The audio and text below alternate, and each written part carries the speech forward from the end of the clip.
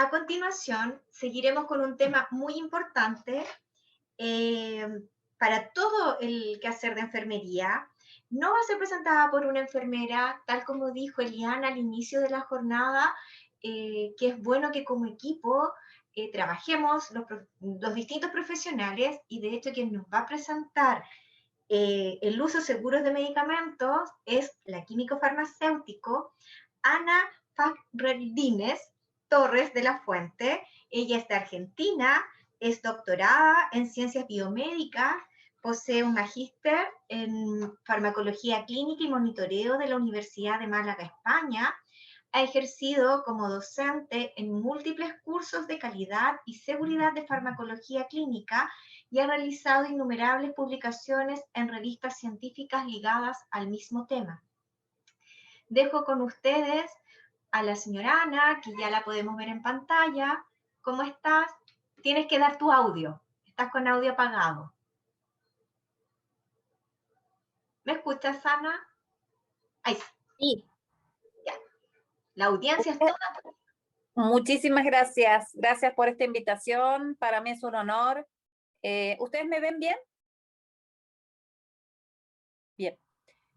Para mí es un honor disertar en cualquier evento de enfermería. Este es un internacional y con mucho mayor orgullo por ser Chile un país al que admiramos mucho desde Argentina. De hecho, mi hospital, para prepararnos para una acreditación, que es Joint Commission International, que seguramente ustedes conocen muy de cerca, hemos ido a conocer clínicas que ustedes tienen acreditadas, como la clínica alemana, y otras que se están preparando para otras acreditadas, como la clínica Las Condes, etcétera. Así que tenemos muchísimo que aprender de ustedes y para mí esto no va a ser una conferencia de dar una experiencia, sino de aprender de ustedes a través de consultas, preguntas, y me ha parecido súper interesante lo que pude escuchar de la doctora anterior. Les voy a compartir la pantalla. Ana, te sugiero que bajes un poquito tu cámara, que te vemos de la boquita. Solo la boquita, como para verte la carita completa. No, para el otro lado. Ahí te vemos la carita completa. Gracias. Bueno, entonces ahora les comparto la pantalla. En cualquier momento me dicen, me interrumpen, que a mí me gusta que esto sea más interactivo, si les parece.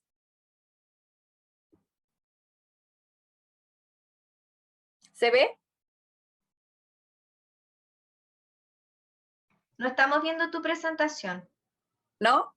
No, no la estamos viendo.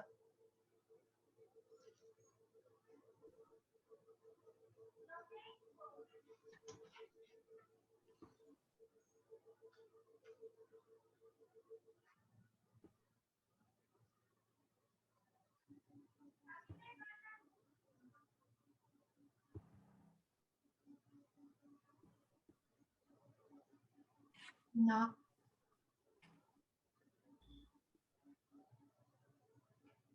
No vemos la presentación todavía. Un segundo.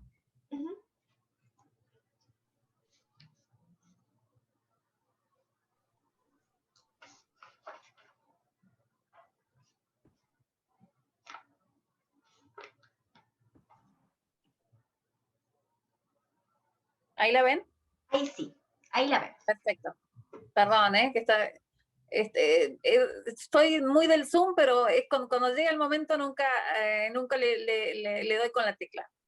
Bueno, entonces seguramente conocen y ustedes saben mucho mejor que yo cómo se manejan los medicamentos de forma segura, porque son quienes, las enfermeras son el último eslabón en la cadena del medicamento y son las que más detectan no solamente fallas en los medicamentos, en el propio anclaje del medicamento, sino en el proceso del medicamento desde el origen.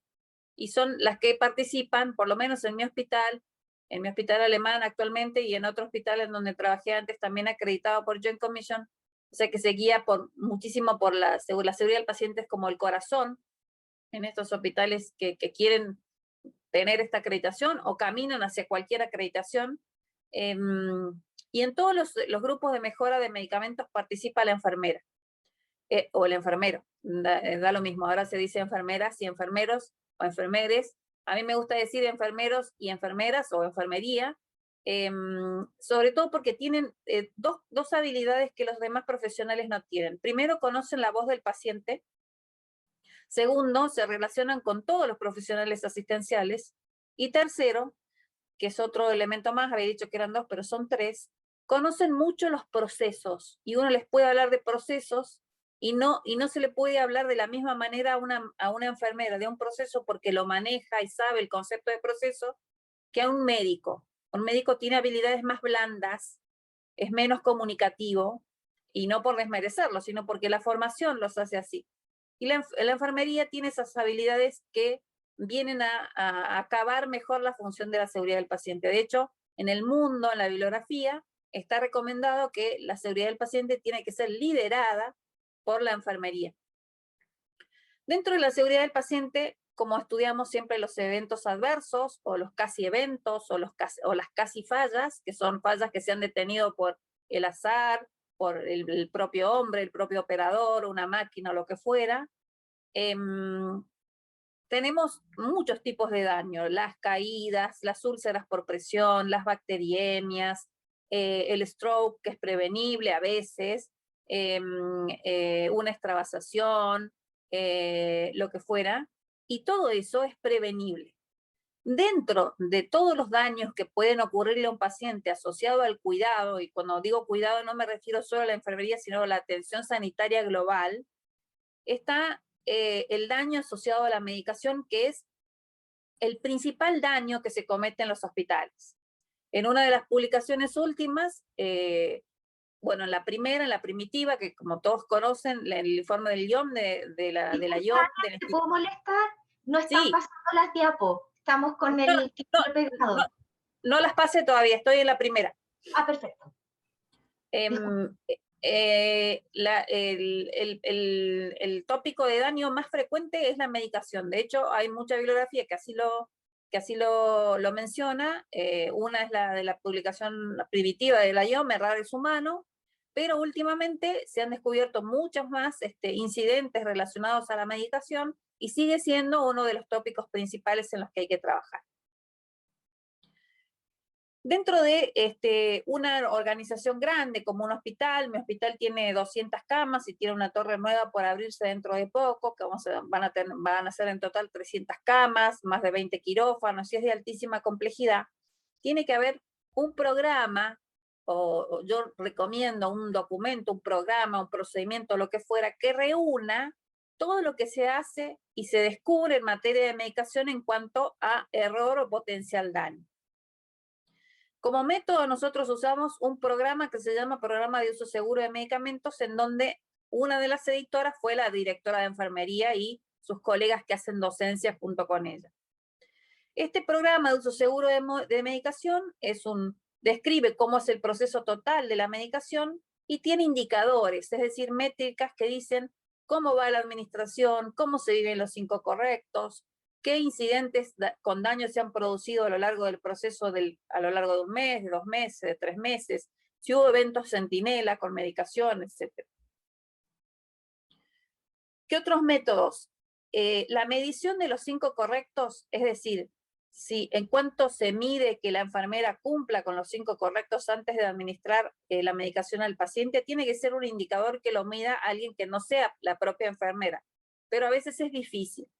Entonces, por ejemplo, en mi hospital lo miden los jefes, pero cuando alguien ve al jefe que lo está midiendo, se hace todas las cosas bien. Entonces, tendría que ser jefes cruzados o alguien externo, puede ser alguien de calidad, puede ser alguien de recursos humanos. La calidad es transversal, la seguridad es transversal. Si bien tiene que estar liderada por enfermería, pero la seguridad es transversal. Todos tienen que conocer de seguridad del paciente.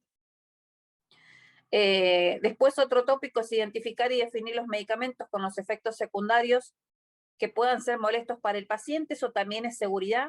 Nosotros hemos editado una guía de recomendaciones que enfermería revisa antes de ir a la habitación del paciente. Revisa, por ejemplo, furosemida, cuando la va a administrar, ya sabe cómo la va a administrar, pero ¿cómo va a educar al paciente? Bueno, le voy a administrar un diurético, que lo que va a hacer es que usted vaya rápidamente al baño para sacar un poco de líquido de su cuerpo y le va a provocar un poquito de temblor, sudoración, a lo mejor taquicardia, pero usted me manifiesta si los tiene o si no los tiene, como para advertir al paciente de lo que puede sufrir de antemano, pero sin alertarlo tanto como para que todo se le haga psicológicamente negativo.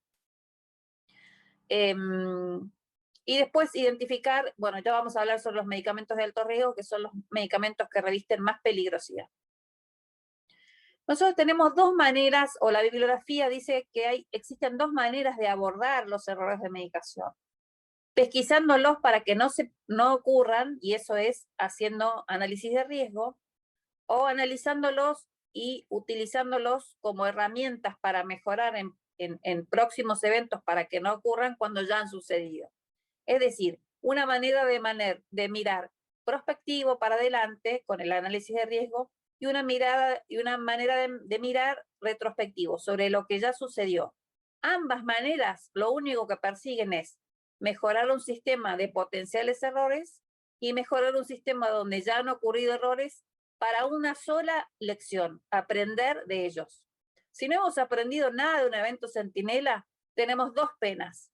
La pena de que hemos provocado un daño irreparable en un paciente y la pena de que hemos dejado pasar una oportunidad enorme para ser mejores en la organización, como personas, como profesionales, etc.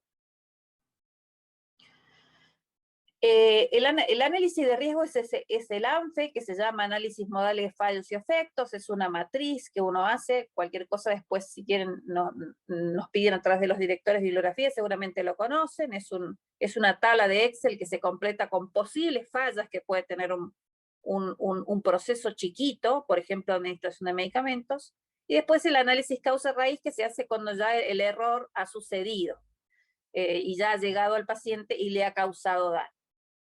El análisis causa-raíz es una espina de pescado, en donde en la cabeza del pescado se coloca el problema, es decir, por ejemplo, muerte por insulina dada en 10 o 20 dosis de más, por dar un ejemplo.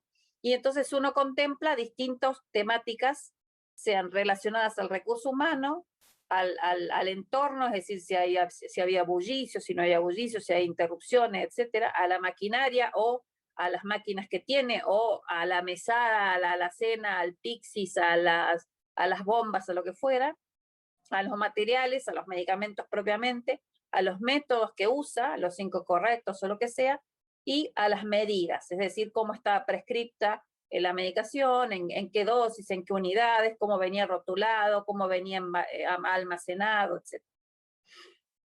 Aquí tenemos un caso clínico es un caso real, lamentable, que nos ha ocurrido, esto ha ocurrido en un hospital donde yo trabajaba antes, después voy a mostrar un caso del hospital donde trabajaba. Un paciente que desarrolló una extravasación de nutrición parenteral total en un acceso venoso central. La enfermera no se dio cuenta porque tenía muchos pacientes a cargo, críticos. Este paciente tenía más de una vía y por la vía venosa central se extravasó la nutrición y le provocó una necrosis bastante considerable en el cuello que lo llevó a ingresar de nuevo a quirófano. Ingresó a quirófano, le hicieron un injerto para reparar ese tejido necrosado y después le quedó una recuperación larga y un dolor bastante grande en esa zona con un dolor que irradiaba hacia la cabeza, con una cefalea, con fotofobia, casi por un año. Eso es un evento centinela. Ahí se aborda con un análisis causa-raíz. Hay que hacerse muchas preguntas, como ya les comenté, de distintas temáticas, el entorno, la medida, el hombre, las máquinas, etc. Pero hay datos principales que hay que sacar de la historia clínica y si se puede involucrar al paciente. Si el paciente, nosotros le negamos que nosotros no nos equivocamos, el paciente nunca va a colaborar. Si hay un protocolo de cómo se avisa al paciente de un daño irreparable que va a tener, en el caso de la extravasación, el director médico y el jefe de servicio le avisaron al paciente y al familiar lo que le iba a pasar o lo que posiblemente le iba a suceder, porque ya era notorio que el tejido estaba necrosado. El paciente, cuando se le dice la verdad, siempre, en general, está descrito que se enoja un poco y tiene un poco de bronca, y es lógico que así sea, quiera meter juicio o lo que fuera, pero en general, después, tiene una actitud reflexiva de que pueden todos equivocarse y quiere colaborar. Entonces, se pueden plantear estas preguntas al paciente o se puede recuperar esa información de otras enfermeras o enfermeros que lo han atendido, de los propios médicos, de algún camillero que haya conversado en algún momento con el paciente, de los farmacéuticos que visitan las salas, etcétera. Todos estos, siempre los datos, aunque sean menores, siempre hay que ponerlos en el análisis causa-raíz, aunque sea no en la espina de pescado, porque es un poco engorroso de completar, pero al dorso se puede poner como narrativo todo lo demás. Luego se hace con toda esa información un análisis para ver qué pasó, qué falló, qué barreras no funcionaron, qué hacemos, cómo lo hacemos, quiénes lo hacemos, cuándo lo hacemos y qué aprendimos. Esto es lo último, es lo principal. Porque si nosotros nos quedamos solo en el análisis, el evento va a volver a ocurrir. Y la gente, cuando reporta un evento centinela, si es que lo hacen por reporte voluntario obligatorio en sus hospitales, cuando nada ocurre después para que eso no vuelva a pasar, eso no se reporta más. Entonces se empiezan a esconder los errores y eso es la anticultura de la seguridad. Entonces, después de analizar qué es lo que pasó y qué es lo que falló, tenemos que preguntarnos con un equipo multidisciplinar, si es posible que estén presentes las personas a las que les ocurrió el evento, que hay que recogerlas mucho, hay que empoderarlas, no hay que culparlas, hay que hablar con ellas, si se puede aplicar un protocolo de segundas víctimas. Nosotros tenemos un protocolo que habla una vez la directora de enfermería y después le hacemos sucesivas visitas a esa persona en la casa, en su turno. A veces se le da licencia porque quieren dejar la carrera o lo que fuera. Es muy doloroso para el enfermero tener que vivir un evento centinela en primera persona, cuando a ella le ha ocurrido con el paciente mismo. Entonces, este protocolito nosotros, después de hacer el análisis causa-raíz, que salen las mejoras, le llamamos análisis y mejoras llevadas a cabo con los 7 pasos, que son estos, 7 u 8 pasos o 10, como lo quieran llamar, que es un extracto del protocolo de Londres, que seguramente lo conocerán. Es un protocolo para involucrar y analizar eventos adversos y después hacerlos, convertirlos en mejoras. Cuando las mejoras se han implementado, se testean. ¿Para qué? Para ver que verdaderamente esas mejoras ejerzan o ejerciten o resulten en cambios positivos, no en cambios negativos. Por ejemplo, en este caso, lo que se hizo es entrenar a la enfermera, entrenar en la colocación de las vías centrales, en el monitoreo, cada cuánto tiempo se van a controlar las vías centrales, su permeabilidad y todo. Educar al paciente, se ha hecho todo un folleto sobre educación. Nosotros tenemos un cuadernillo de educación digital que le llega al paciente por mail y un cuadernillo que se le entrega sobre cosas que tiene que decir antes de que, cuando empiezan a suceder, apenas empiezan a suceder. Por ejemplo, cuando tiene dolor por alguna medicación, aunque sea mínimo, lo tiene que decir. Lo tiene que decir, siempre. En este caso, el paciente sintió un pequeño ardor, pero para no molestar a la enfermera no lo dijo, y era ahí comenzaba la extravasación. Entonces, un paciente que está con autoeducación se autocuida más y está más alertado. Eso es una de las principales medidas de mejora. Y después hemos cambiado las nutriciones parenterales, ahora se usan volúmenes más chicos y las prepara directamente farmacia. Cuando no las puede preparar farmacia, las prepara un proveedor que está auditado por nosotros, porque estas nutriciones parenterales tenían más calorías de las necesarias, entonces están ahora ajustadas por paciente. ¿Qué pasa cuando hay muchos incidentes de medicación? No se pueden tratar todos de la misma manera. Entonces nosotros elaboramos una matriz de todos los errores que nosotros más o menos recibimos 500 a 700 reportes por mes. El 70% son de medicación. De ese 70%, el 50% no llegó al paciente, el otro 50% sí llegó al paciente. De ese 50% que sí llegó al paciente, el 1% le causó daño grave o menos. Los otros no le causaron daño, pero sí utilizamos siempre, no el análisis causa-raíz para todo, pero sí esas preguntitas. ¿Qué barrera no funcionó? ¿Qué podríamos hacer mejor? Y siempre con un equipo multidisciplinar. Todos los incidentes se abordan con un equipo multidisciplinar, pero como son muchos, los que seleccionamos son los que tienen un puntaje colorado. Hemos hecho una matriz, acá la pueden ver, que involucra estos parámetros.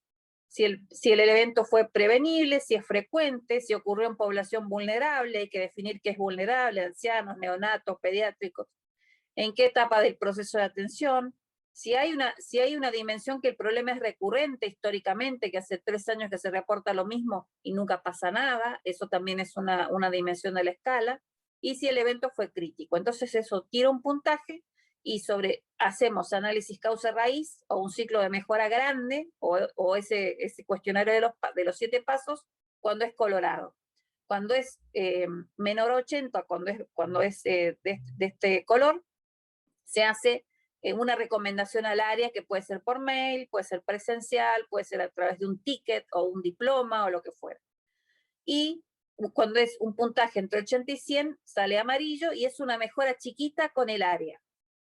Por ejemplo, cambiar de lugar una medicación, poner un armario con llave en otro lugar, cosas así que pueden ser para... Ahora, si esa mejora sirve y le sirve a otra área, la vamos a trasladar a otra área, porque la mejora es como el bien.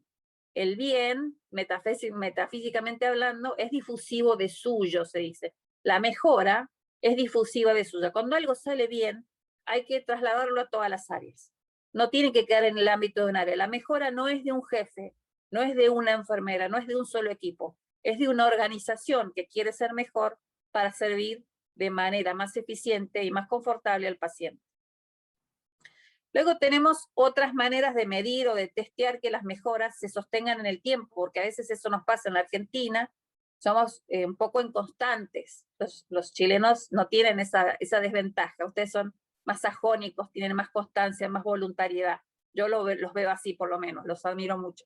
Los argentinos somos más no quiero decir cosas que sean hirientes, pero somos un poco amigos del entusiasmo primero y después nos cuesta sostener las cosas en el tiempo. Entonces hacemos trazadores, medimos con indicadores y hacemos análisis intensivo, que lo vamos a dejar, si no, para otra clase que es más larga. ¿Saben lo que es la metodología trazadora? La metodología trazadora es analizar todo un proceso desde la experiencia del paciente, auditando a través de entrevistas a los profesionales y de observación de los procesos. Aquí tenemos otro caso. Paciente que desarrolla diarrea a repetición por nutrición enteral, se cultiva y se obtiene resultado positivo para Clostridium.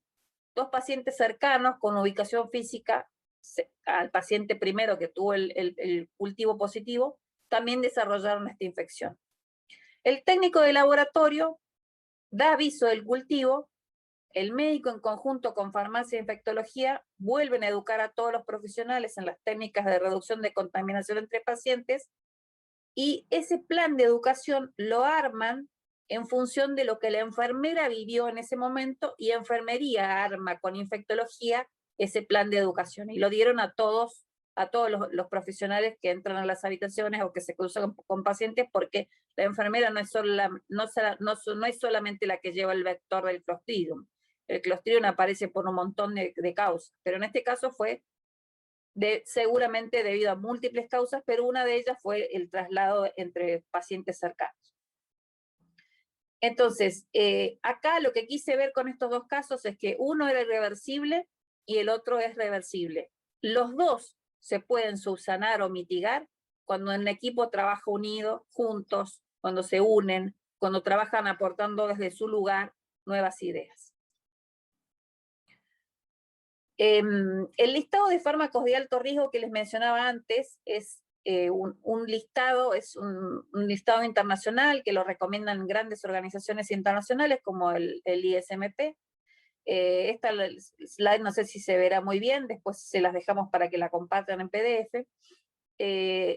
Son compuestos o medicamentos que usados inapropiadamente pueden causar daño grave o la muerte. Esos son los oncológicos, los morfínicos, la insulina, los contrastes iodados, los curares, es decir, los relajantes musculares para la sedación, etcétera. Hay muchos. Cada organización tiene que definir cuáles son sus medicamentos de alto riesgo dentro de esto que recomiendan las organizaciones internacionales, porque no se puede trabajar sobre todos. Los medicamentos LASA, que son los que se parecen entre sí o los que suenan entre sí similares, por ejemplo, neomicina y bleomicina, uno es un oncológico y otro es un antibiótico, tienen una letra o 2 letras casi de diferencia, Sin embargo, uno puede estar administrando un oncológico a un paciente que no tiene patología neoplásica, con todo lo que ello significa. Entonces, hay que definir cuál es esa lista de medicamentos de alto riesgo para cada institución y hay que ver qué es lo que se puede hacer para que se diferencien del resto. Esa es la recomendación internacional. Entonces, esa es la meta 3. La meta 3 de seguridad del paciente es lograr un correcto manejo de los medicamentos que pueden causar daño para que ese daño no se cause, porque ya en sí mismos son peligrosos. Si se usan inapropiadamente, pueden matar. Yo he vivido de cerca, casi en primera persona, porque estaba en la farmacia en ese momento, el caso de vincristina intratecal en el hospital donde trabajaba antes, que fue el primer hospital acreditado de Argentina con Joint Commission, que es el Hospital Austral. Ahora trabajo en hospital alemán, que gracias a Dios este evento no nos ha ocurrido, pero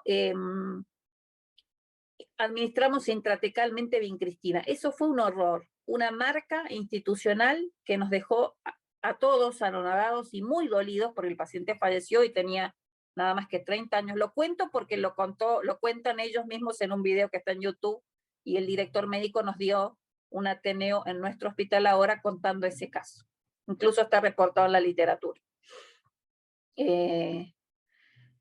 La meta 3 viene a agrupar esos medicamentos para que no ocurran otras vincristinas intratecales y otras cosas, ¿no?, que puedan ocurrir con otros medicamentos. Se puede matar con la insulina, con una warfarina, con una cenocumarol, etc. Entonces, identificar los medicamentos, ¿con qué herramientas contamos?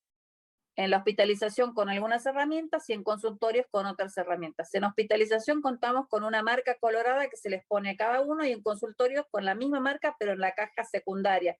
No se puede abrir la caja en consultorios en la farmacia ambulatoria. ¿Cuándo se marca o cuándo se hace ese proceso? Desde que el medicamento ingresa a hospital alemán, ahí nomás cuando lo trae el proveedor, ahí nomás se empieza a marcar.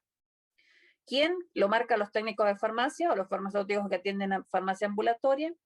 Y la intención de esta meta 3 es que esos medicamentos que revisten tremenda peligrosidad estén identificados para que cuando uno los identifique con este punto colorado, con una marca amarilla, con un sticker del hospital que dice hospital seguro, con lo que fuera, cada una de las personas que lo va a manejar diga, tengo en mi poder algo que puede matar, entonces, o que puede provocar un daño irreparable. Entonces tengo más cuidado, tengo más alerta, presto más atención, no hago dos cosas a la vez, etc. Tienen que estar resguardados, bajo llave si es posible, y alertar sobre su uso y educar es la mejor manera de manejar correctamente los medicamentos de alto riesgo. Nosotros definimos que nuestros medicamentos de alto riesgo son estos que se ven en este cuadro, no todos, porque no podemos trabajar sobre todos, y cada año vamos agregando un grupo más. Este año que viene, el año 2022, vamos a agregar los medios de contraste. Pero por ahora, en este año hemos agregado algunos LASA y hemos agregado el Propofol también. Entonces, todos tienen identificación, van dispensados separados por paciente en una bolsita separada, se administran bajo doble chequeo. El doble chequeo, cuando lo administra la enfermera, no es que una enfermera tiene que administrarlo y otra tiene que vigilarla a ver cómo lo hace. Una enfermera puede hacer su doble chequeo a sí misma, o sea, lo prepara, lo deja un segundo, hace otra cosa y cuando lo va a administrar vuelve a chequear lo mismo. Eso también es un doble chequeo porque lo hacen dos tiempos diferentes. Y uno, a veces si no hace el doble chequeo o si lo hace en el mismo instante, puede que esté viendo lo que no ve o puede que esté creyendo ver lo que no está viendo. A veces nos pasa a todos cuando decís, ay, pero no lo vi, fui a la cocina y no lo vi, estaba ahí. Lo mismo pasa con la práctica asistencial. Entonces, este listado de medicamentos está disponible en todas las áreas y hay un curso en el aula virtual que se da sobre cómo son los medicamentos de alto riesgo, qué revisten, cuáles son en el hospital y cómo se resguardan y cómo se utilizan bien. En cada área está el listado y después está el curso. Ese curso emite un certificado que va al legajo. Entonces, cuando nosotros trazamos sobre medicación, hay trazadores de medicación, vamos a una enfermera y le preguntamos, ¿cómo administra usted los sueros premezclados de potasio, los que vienen de 60 y de 40, etcétera, etcétera, etcétera. Nos damos cuenta si hizo el curso o no, porque sabe o no contestar, y después vamos al legajo a ver si el certificado está. Ahora vamos a la segunda parte de la ponencia, que es la experiencia que nosotros tenemos muy escasa, porque recién estamos incorporándolos del todo a los sueros premezclados de potasio. Hay cierta resistencia en Latinoamérica, por lo menos en mi país, y sé que también pasa en Bolivia, que ha pasado en Paraguay, en Uruguay, de traer los sueros premezclados de Brown o de preparar con alguna organización nacional, laboratorio nacional. En el caso de ustedes, no sé qué laboratorio nacional tienen con sueros premezclados. Nosotros hemos logrado que un laboratorio nos prepare a nosotros especialmente sueros premezclados. La experiencia al principio fue mala, porque los médicos no se ponían de acuerdo sobre qué concentración de potasio iban a usar. Dicen, no, pero yo quiero 60 por litro, 60 mil equivalentes por litro. Yo quiero, 60 mil equivalentes mililitros. Yo quiero 15 mil equivalentes mililitros. Yo quiero 20 mil equivalentes mililitros. Yo quiero 5. No, entonces no se puede así. Entonces, lo que dejamos es, para pediatría, todos los sueros de potasio los prepara farmacia y son siempre los basales, ¿no? Con sodio y cloro de la misma cantidad. Esos no se usan premezclados de la industria, los prepara farmacia en su cabina de flujo laminar. Y para adultos se han seleccionado los sueros de Grifols o los del Laboratorio Nacional, que ha preparado dos tipos de sueros, los de 60 y los de 40, pero nosotros usamos solamente los de 60. Tenemos una sola presentación. Esa también es una estrategia de mejora. Si yo puedo tener varias presentaciones de un medicamento, tener uno solo. Porque si tengo varias, por ejemplo, heparina sódica, si tengo de 5.000 unidades, de 2.500 unidades, de 6.000 unidades, puedo confundir. En cambio, si siempre tengo el frasco de 5.000 y cuando voy a cambiarlo porque el proveedor no tiene, doy un aviso a enfermería, capacito a enfermería, etcétera, etcétera, y ahí recién dispenso las nuevas heparinas y secuestro las otras, es distinto. Pero si les doy así siempre cualquier cosa para que, entonces a la enfermera siempre estoy cambiando las cosas y es difícil hacer un aprendizaje cuando las variables cambian todo el tiempo.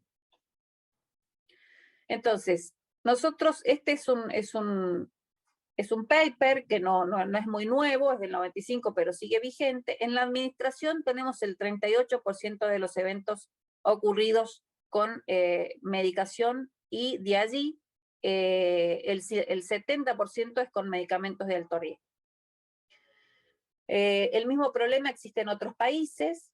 Nosotros tenemos un indicador que es tasa de incidentes con potasio cada 1.000 dosis administradas y tiene que ser menor al 1 por 1.000. O sea, la enfermera se tiene que equivocar con el potasio menos de una vez cada 1.000 veces que administra potasio. En este momento lo tenemos en 0,8, 0,9, en un momento lo hemos tenido en 1,2. Y es que ahí se provocó el cambio en los sueros premezclados y esta nueva estrategia. Para implementar una nueva estrategia, sacar todas las ampollas de potasio y poner sueros premezclados, tiene que pasar un largo tiempo y nos vamos a equivocar. Pero la solución no es sacar todas las ampollas de potasio, porque si hay un paciente con hipocalemia, ¿qué le vamos a hasta que viene el suero, hasta que no sé qué? Entonces hay que dejar algunas ampollas bajo llave, con el signito colorado o el signo que fuera, y tener muy entrenada a la enfermera sobre cómo se administra el potasio, por vía central, por vía periférica, ante una hipocalemia. Para eso tiene que haber un protocolo. Estos son los sueros, que seguramente los conocerán. Ven las distintas presentaciones aquí. Tenemos en Argentina, por ejemplo, el potasio concentrado, en la figura de su izquierda, la voy a señalar, en el potasio concentrado, es igual casi al agua destilada. Eso lo hemos enviado al ANMAT, que es como la FDA, pero de Argentina, el ANMAT se llama. Miren toda la cantidad de presentaciones que hay de potasio. Tener una sola, sabiendo que el proveedor va a poder proveer siempre sin dejar a la enfermera sin potasio, ¿no? Porque ya sabemos que sin potasio algún hospital no funciona. Tener un protocolo que diga cómo es la prescripción, cómo se gestiona, cómo se prepara, cómo se administra. Esto lo pueden buscar en internet, que es de un grupo que es muy útil, que seguramente lo conocen, que se llama Stop Errores de Medicación y que tiene una app una app que en el teléfono te tira un montón de cosas que son muy valiosas. Entonces hicimos un protocolo para manejo de la hipocalemia y para administración de potasio de manera rápida, y lo hemos recogido también en un protocolo que lo hemos sacado casi copiado de un hospital europeo. Después, si quieren, se los mando a través de la bibliografía. Ahí dice cómo se usan los sueros premezclados, qué suero premezclado se usa en los adultos, en los neurocríticos no se usan sueros premezclados, se usan sueros directamente preparados con potasio para cada tipo de población. En los ancianos no se usan sueros premezclados. A veces el potasio se usa por folclore y no es necesario para todos los pacientes. Si el potasio es menor a 3, a 3,5, ahí sí, pero todos los pacientes en los laboratorios a la mañana no aparecen todos hipocalémicos para que les administremos potasio a todos. Y en general se administra suero con sodio y potasio a casi todos, aunque sea con una ampolla en 500 mililitros a 21 mililitros hora, y eso es innecesario. Innecesario, porque la verdad es que es un costo añadido, es un monitoreo que la enfermera tiene que hacer y que podría no hacerlo y hacer otra cosa, etc. Otra cosa que les quiero contar del protocolo. El protocolo tiene la velocidad a la que hay que infundir los sueros premezclados de 60 y de 40 por vía periférica, por vía central. El protocolo recoge que no se pueden añadir ampollas de potasio en un suero que ya está colgando, siendo administrado, sino que hay que cambiar el suero ese para corregir con potasio, que para hacer correcciones de potasio no se puede hacer mediante una orden verbal del médico, corregir el potasio, subirle a 30 en lugar de 15. No, doctor, hágame la indicación. El potasio, salvo que esté el paciente en un potasio de menos de 3, un potasio de 2, ahí es una necesidad urgente y tienen que hacerla por orden verbal. Recuerden que la orden verbal de potasio, que es un fármaco de alto riesgo, tiene que ser mediante el readback, o sea, el escribir, repetir y confirmar, o el ERC, que es la meta 2 es la meta de comunicación efectiva. Cuando hay un orden verbal, se puede dar en dos circunstancias, o en momento de paro cardíaco, que es cara a cara, entonces yo veo a la persona y la escucho atentamente, y estoy haciendo solo eso, reanimando al paciente y preparando la medicación, o cuando me dicen, agregale tal cosa al paciente que voy a ver a otro paciente y después te hago la orden, bueno, doctor, espere un segundo que voy a anotar qué paciente, qué fecha de nacimiento, qué nombre, apellido, fecha de nacimiento, historia clínica o lo que fuera, los dos identificadores que usen según Meta 1 internacional. Dígame la indicación de potasio, cuánto quiere que le agregue, 15 miliequivalentes, agregale, diluido en 200 centímetros cúbicos de solución fisiológica o lo que fuera. Recuerden que el potasio nunca va en destroza, siempre va en solución fisiológica. ¿Y por qué vía va a ser? Si va a ser por la vía central o va a ser por vía periférica. Recordar también en el mismo protocolo que nunca se pueden superar los 200 miliequivalentes litro durante 24 horas para administrar potasio, y que hay una velocidad máxima de administración de potasio para que el paciente no se fibrile, que es no superar los 2 a 3 miliequivalentes minuto. Entonces, esto es importante porque los pacientes se pueden fibrilar, podemos tener una hipercalemia innecesaria, podemos hacer un aporte de líquido innecesario al paciente, se puede parar el paciente. El protocolo también dice grande y en forma colorada que el potasio en bolo nunca se administra en bolo, siempre diluido. Hay que diluir, y la ampolla estamos haciendo para que otro laboratorio muy conocido ponga las ampollas. El potasio administrado en forma pura es letal, diluir antes de administrar. También medimos, el protocolo lo medimos in situ en las distintas áreas a ver si se cumple. El potasio siempre se administra a través de bombas, nunca así nomás con macrogoteros o con microgoteros. Si se ha seteado bien la bomba, ¿sí? Que no se mezcle con otros medicamentos, salvo con electrolitos compatibles, que no se adicione potasio en un goteo, como ya dije, que ya está colgado siendo administrado. Después que el uso de diuréticos que ahorran potasio, que no estén compatibilizados, que la indicación esté validada por un farmacéutico para que no se amontone potasio a través de ahorradores de potasio y de soluciones premezcladas de potasio en un mismo. Todo eso lo recoge este protocolo. Y después todas las alertas que tienen las etiquetas de las ampollas, tener las ampollas bajo llave, medir en las áreas si el potasio ha sido administrado y está guardado bajo llave, si ha sido administrado, cuánto ha sido administrado, si le he dado 4 ampollas y ha administrado una ampolla, que verdaderamente reste las 3 ampollas y que existan, etc. Todo eso forma parte de un panel de indicadores, un pool de indicadores que tiene enfermería. Enfermería, el departamento de enfermería de mi hospital, son más o menos 800 enfermeras, que todos los jueves tienen reunión sus jefes con el área de calidad y ven los indicadores globales que tienen de caídas, de úlceras, de bacteriemias, de cursos hechos, de jornada, de publicaciones, y hay indicadores propios de medicación. Incidentes reportados, análisis causa-raíz hechos, eventos centinelas ocurridos, adherencia a la meta 3, electrolitos administrados sin doble chequeo, el checklist de los 5 correctos, etc. Se hace mucho en relación a medicación, casi todo lo lidera enfermería, lo empieza y lo termina enfermería, porque es la más interesada en que al paciente no le ocurran cosas, pero tiene que estar ayudada por un grupo multidisciplinar, porque la enfermera sola puede hacer una parte, desgraciadamente es la última que llega antes de detener un error, pero mientras antes hay un montón de profesionales que pueden estar prescribiendo incorrectamente, validando incorrectamente, almacenando incorrectamente, y que también pueden colaborar a que el proceso sea mucho más seguro.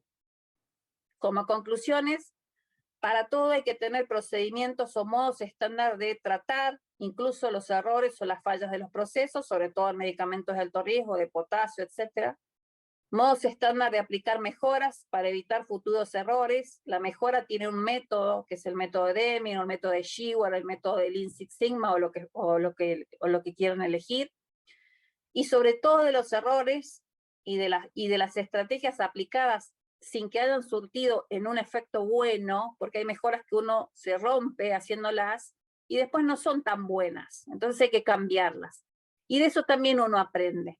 Entonces no solo aprende como persona, como profesional, como colega o lo que fuera de los errores, sino también de lo que ha emprendido y que no ha surtido el efecto que se ha buscado o el objetivo perseguido. Muchísimas gracias a todos.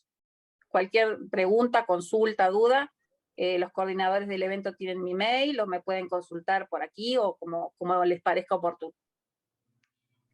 Muchas gracias, Ana.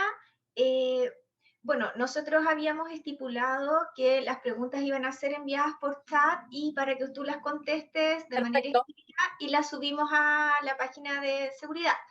Perfecto. Ahora tenemos tiempo, yo ya las tengo recopiladas, no sé si te interesa responder algunas ahora. Sí, por supuesto, por supuesto, por supuesto. Te hago la primera pregunta entonces. Sí. Pregunta, ¿cómo realizan la notificación del evento adverso, de error de medicación? Bien. Llega por varios canales. Personalmente, cuando se encuentran con alguien de calidad, porque calidad vive pateando el hospital, nosotros le llamamos acá pateando el hospital, recorriendo el hospital, no está dentro de una oficina. De hecho, tenemos una oficina compartida con otra área. Eso es mejor, porque así la gente de calidad está más con la gente que hace y que vive el hospital y le puede transmitir una realidad mucho más concreta. La calidad no se hace desde la silla o desde el escritorio, se hace con la gente que trabaja. Entonces, se puede reportar personalmente por un formulario que tenemos con un software que se llama Movie Quality.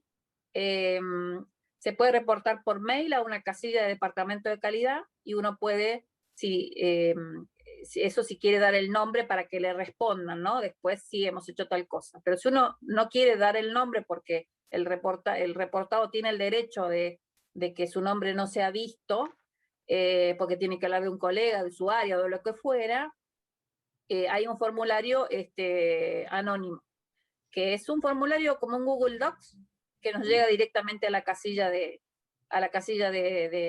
departamento de calidad.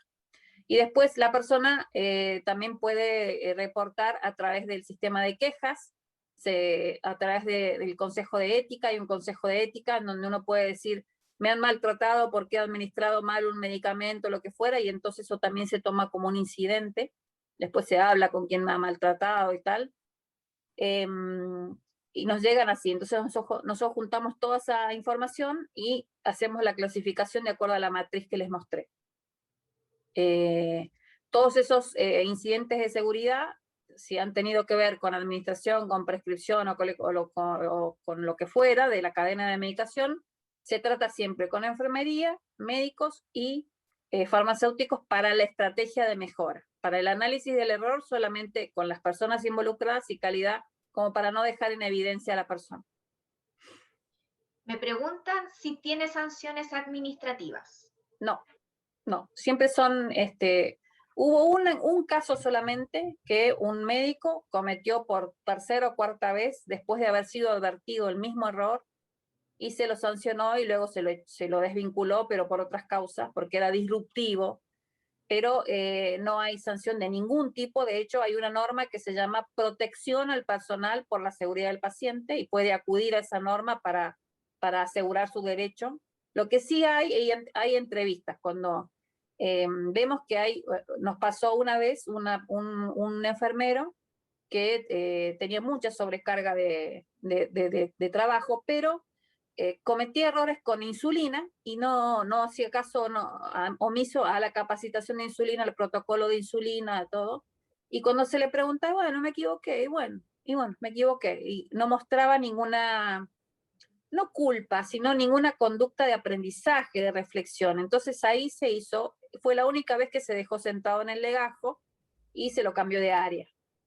Tampoco se puede permitir que esté dañando a los pacientes así como así. Pero en general, se hace una entrevista para recoger a la persona para que no se sienta mal, porque la mayoría muestra signos de culpa, de desgaste, emocionalmente quedan muy lábiles.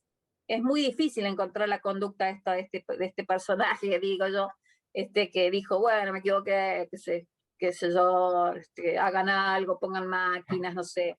Cuando ya se lo ha educado. Ahora, cuando hay negligencia, ahí sí, hay que sancionar o hay que tomar alguna conducta, pues si no vamos en contra del paciente. Me preguntan también si les gustaría saber qué atención dan a las segundas víctimas, si lo tienen dentro de su programa. Sí. Tenemos un programa de segundas víctimas, que es un protocolo también, un documento firmado por Presidencia, en donde se da cobijo, se acoge a la persona. Primero su jefe habla a ver si tiene algún rasgo de culpa, de la habilidad emocional o de lo que fuera, se lo acompaña. Después calidad lo visita un día intempestivamente, en un turno en el que se sabe que va a estar tranquila y tal, y puertas adentro en una sala especial.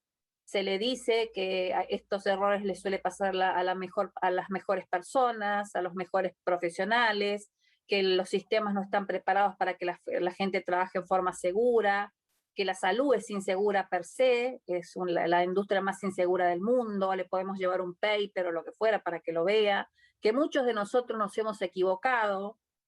Yo cuando voy y hago esas entrevistas digo, a mí me pasó lo de Vincristina, y mira qué me pasó, y estuve mal, y no sé qué, y mira, y ahora puedo hacer todo este bien desde este puesto, haciendo muchas cosas a través de eso que aprendí en eso. O sea que siempre es una cosa, ojalá no hubiera ocurrido, pero si ocurrió hay que acrisolar, hay que sacar lo mejor de eso, como ahora en la pandemia, que tenemos que aprender un montón de cosas, sobre todo en Argentina, que tenemos que aprender un montón de cosas. Ojalá pudiéramos acrisolar y sacar lo mejor.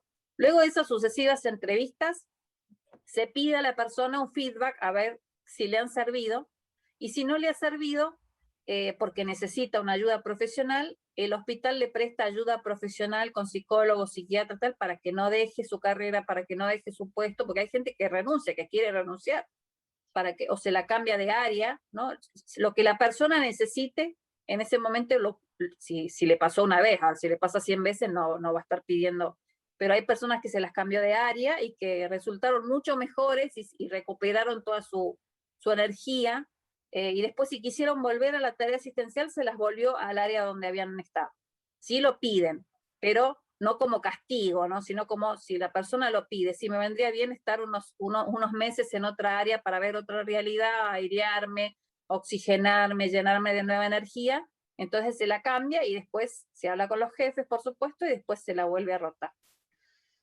Y después, en última instancia, a veces también está el jefe de recursos humanos que tiene un carisma increíble y que hablando convence a la persona de que tuvo que pasar eso, de que no importa, de que hay que mirar para adelante, de que esto nos hace mejores, etc. Siempre es de esa mirada, desde la empatía. Tengo otra pregunta que es muy relacionada por cómo, no sé cómo está distribuida la carrera de enfermería en Argentina, pero nosotros en Chile tenemos enfermeras que son universitarias, la carrera dura 5 años, y tenemos técnicos de enfermería. Entonces la pregunta está relacionada a si la administración de los medicamentos endovenosos es exclusiva del personal de la enfermera o en Argentina también se delega a técnicos. No, la preparación de fármacos anestésicos, por ejemplo, la puede preparar bajo un curso que se le da y un certificado los técnicos de anestesia intraquirúrgicamente, pero la administra el anestesista. Pero el resto de la medicación no la puede ni preparar ni administrar otro profesional que no sea un enfermero. Acá en Argentina no existe la tecnicatura en enfermería, es enfermera a los 3 años y es licenciada en enfermera a los 5 años. Cualquiera de esos dos títulos está apto o es óptimo para preparar y administrar medicación. O sea, los técnicos sí administran endovenoso, porque... Todos los técnicos de anestesia. Técnico... No administran, la preparan. La administra el médico siempre, el anestesiólogo. Sí, lo que pasa es que dijiste que enfermera es a los 3 años, que vendría a ser como nuestro técnico, y la licenciada en enfermería es enfermera acá. Enfermera a los 3 años se considera apta, o sea, el equivalente a ustedes a técnicos apta para administrar medicación. Sí, por supuesto, sí. Porque ya tuvieron, nuestras enfermeras son de la Escuela de Enfermería de Hospital Alemán. La farmacología 1 y 2 ya la tuvieron en segundo y tercer año. Otra pregunta, ¿cuál es la participación del químico farmacéutico en todo lo que es estos eventos? En los eventos adversos, ¿cuál es el rol de las unidades de farmacovigilancia en la detección de los eventos adversos relacionados con el error de la medicación? Bien. En mi hospital hay farmacéuticos que acuden a los pisos, no todo el día, pero sí acuden a los pisos y validan a través de una pantalla electrónica todas las prescripciones médicas de cada paciente hospitalizado. Y hay enfermeros especialistas en oncología, en terapia intensiva, en nutrición parenteral, etc. No son muchos, son muy poquitos y de a poco vamos abarcando más, pero sí están en los pisos y están estrictamente validando las prescripciones, y cuando validan una prescripción, si detectan leyendo la historia clínica o leyendo la prescripción, si hay la administración de algún antídoto, por ejemplo, hay un botoncito en la misma historia clínica que dice notificar evento adverso. Entonces notifican, eso les llega en un mail a farmacia y a calidad, y ven si es una reacción adversa a un medicamento o un error de medicación. La historia clínica tiene esa ventaja, porque la historia clínica nuestra es electrónica y es propia, la hicimos nosotros. O sea que la farmacovigilancia es una disciplina que es bastante notoria, tiene campañas, una campaña al año, y hay indicadores de farmacovigilancia, cuántos efectos adversos se han detectado, cuántos se han notificado, cuántos se han notificado al ANMAT, cuántos desvíos de calidad ha habido por mes, si han sido notificados. Hay una comisión de farmacovigilancia que controla la calidad de todos los medicamentos, si hubo fallas, si hubo desvíos, que son los mismos que van y visitan laboratorios nuevos para comprarles nuevos medicamentos, son los que han gestionado los sueros premezclados, etc. Son muy activos. Eso responde a otra pregunta que hicieron en relación a la farmacovigilancia, si es que tiene sistema de farmacovigilancia activa de centinelas y eventos adversos. Sí, nosotros tenemos en calidad, emplea la metodología de la pesquisa la metodología de Global Trigger Tool, no sé si la conocen, es una lectura que se hace corrida de historias clínicas para detectar eventos no reportados. Eso lo mide calidad en una muestra de pacientes hospitalizados y también se hace en muestras de pacientes oncológicos, ancianos, neonatos y ambulatorios. De ahí se saca si hubo eventos o hubo fallas y se trabajan y se meten también en la base de incidentes de seguridad. Consulta aquí a alguien de Argentina si pueden tener acceso a tus protocolos. Por supuesto. Lo que quieran, pídanmelo a este mail. Acá lo dejo. El protocolo de Global Trigger Tool está publicado en la web. Pongan Global Trigger Tool, yo lo traduje del inglés al español, con todas las tablas, con todo, para que lo pueda usar toda la gente de habla hispana. Pero se los puedo mandar, si me escriben este mail, les mando todo.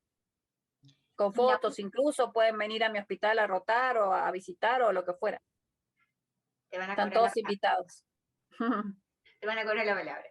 Y la última consulta que teníamos, ¿manejan stock de medicamentos en las áreas de enfermería? Y si estos medicamentos son de alto riesgo, ¿los manejan exclusivamente con llave? Sí.